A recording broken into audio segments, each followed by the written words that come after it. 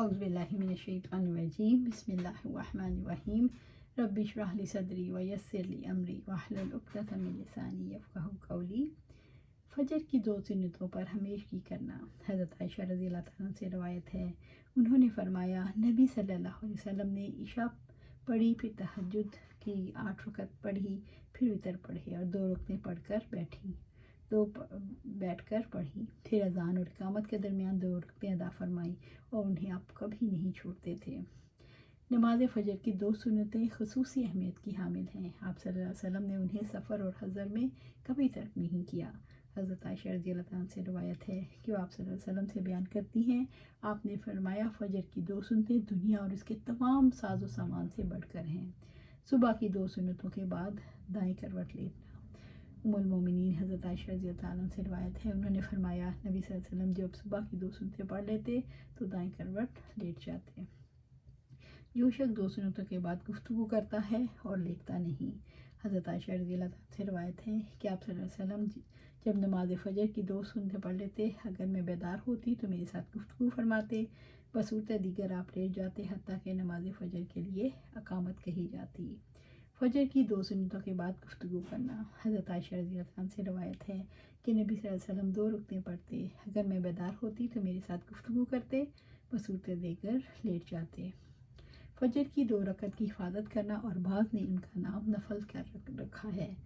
عائشہ رضی اللہ عنہا سے روایت ہے، انہوں نے فرمایا نبی صلی اللہ علیہ وسلم نوافل میں سے کسی کا اس قدر اہتمام نہیں کرتے تھے جتنا فجر کی 2 سنتوں کا اہتمام کرتے، یعنی دوسرے نوافل کی نسبت فجر کی 2 سنتوں کو زیادہ پابندی سے ادا کرتے۔ فجر کی 2 سنتوں میں کیا پڑھا جائے؟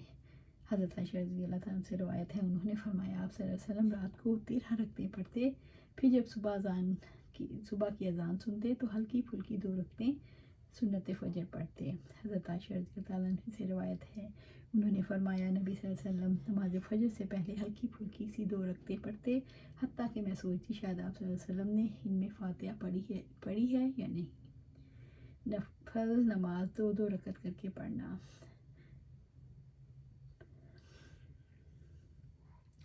جابر بن عبداللہ رضی اللہ عنہ سے روایت ہے، انہوں نے فرمایا آپ صلی اللہ علیہ وسلم ہمیں تمام اہم معاملات کے لیے نماز استخارہ اس طرح سکھاتے جیسے قرآن کریم کی کوئی سورت سکھایا کرتے تھے۔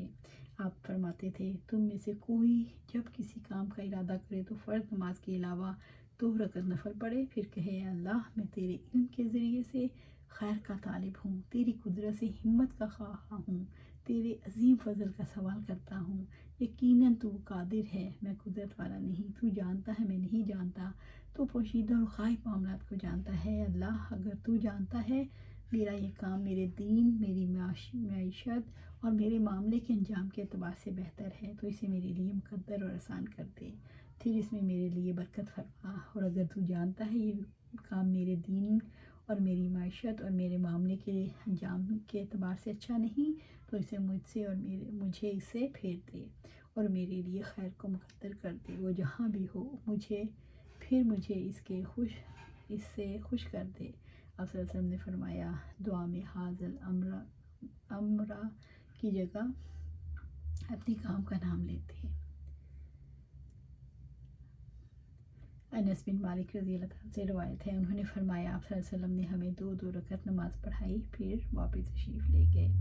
اللہ سبحانہ تعالیٰ سے دعا ہے کہ ہمیں صبح کی فجر کی 2 رکعتیں کبھی مس نہ کریں، اور اس پر اللہ ہمیں استقامت دے، اور اللہ سبحانہ تعالیٰ میں نماز استخارہ کی استطاعت عطا فرمائے، اور جب بھی ہمیں کوئی اہم مسئلہ ہو تو ہم ضرور یہ پڑھیں، اللہ سبحانہ تعالیٰ ہمیں اس پر جمع دے، آمین یا رب العالمین۔